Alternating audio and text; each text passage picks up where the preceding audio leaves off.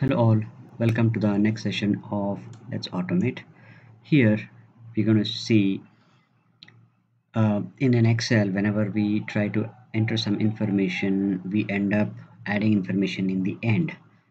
In order to avoid that, we'll keep trying adding something in the top so that our information stays on top and then we don't lose track of things or by scrolling to the bottom. So I have written a simple code here which I'll try to explain. So let me go to the developer tab, and then in that view code here I have written a small snippet of code which will basically tell that when I am entering something in the cell E2 and if it is not blank, then insert one cell.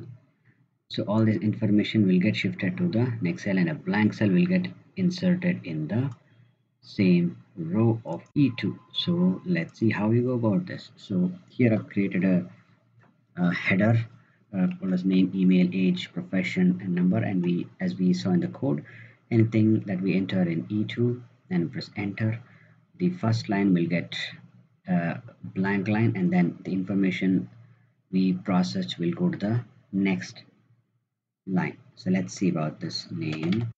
I'm going to put my name, email as my gmail.com is a fictitious uh, data, age 34, profession IT, and the number.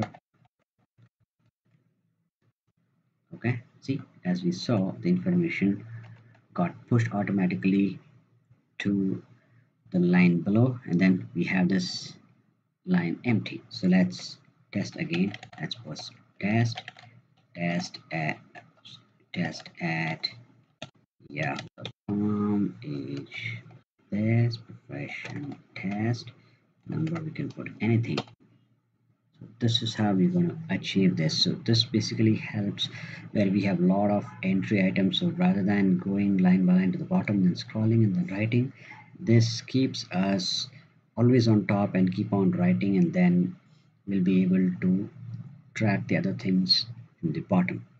Thank you.